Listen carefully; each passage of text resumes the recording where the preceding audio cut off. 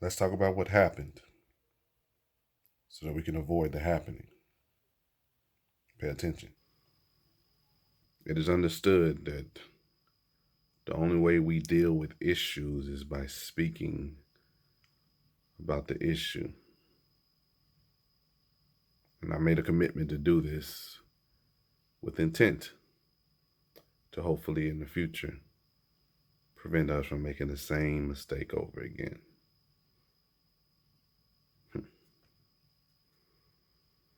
I can remember way back when I was a little kid, and you have to understand how little I had to have been, knowing that I lost my father at the age of 13. But there was a lesson that he taught me at a very young age, and he done it creatively. That it would say, "Sticks and stones may break my bones, but words would never hurt me." But then he would follow up and say, "That was the biggest lie. Words hurt, as if sticks and stones were used to throw them and cause the bruises and the damage that a stick and a stone would cause, but also throw in the element of what known as a knife." Words cut deep. So, in understanding the happening, I'll give you the short version, uh, of course, of what has been advised to me of the happening. Short version is a brother and a brother getting into an argument. And of course, as an argument ensued, a mother saying some things that caused damage. There are some things that one should never, ever hear out of a mother's mouth. They're damaging. And the last person that you want to hear say something hurtful is the one that you care the most about, your mother, especially as a young man. So after this fight, and then after these words were tossed from a mother, a frustration and depression built up from hell ensued. One can only imagine the thoughts that bounced around in his head as these words repeated over and over and over again. It takes a lot for a man to take his own life. And it says a lot with the way that he chooses to do it.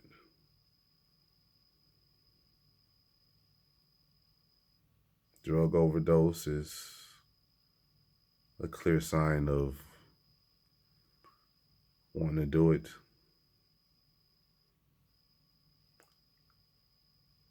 Asphyxiation or suffocation from hanging is another way.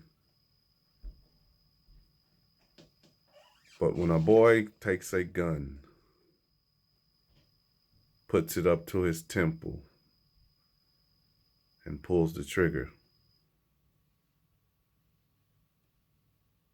there's something about it that says he was in need of an emergent release of pain. He was hurting. And his hurt stemmed from an environment that should not have been.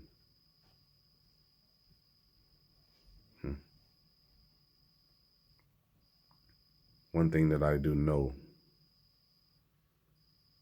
is that I do not blame anyone in these circumstances because I understand how we have allowed our care for another to be controlled by the environments that we dwell in. Make sure you understand me when I say that. I say we allow our care for one another to be controlled by the environmental things that we play in. I say all that to say this. We should not be at a point to where we allow materialistic things to determine the success of a being. We should not allow a financial status to determine the success of a human being. We should not allow the world and its man-made created pressures to determine the success of a human being. It's not worth it. But until I say it, and until you hear it and understand it, well, in this environment, we can only expect it to happen over and over again. Be careful of your words. Understand the happening and never, ever, ever allow these worldly things to make you cause damage to a spirit that is not of this world.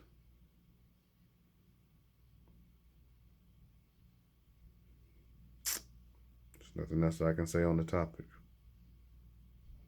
I blame no one because I understand these environments that create even in you some of the things that are beyond your control. I just wish that we find understanding so that we can get back to control. Y'all be blessed. Baby boy, it's not you that's hurting anymore, but rather it's us.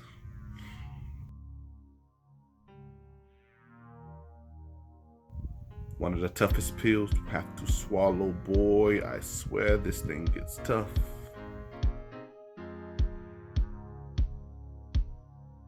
But instead of walking around just like everyone else saying that everything is fine and playing pretend, I'll speak these words so powerful in an effort to bring this silence and suicide to its end.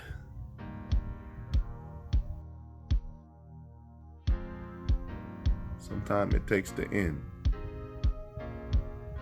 to make things begin.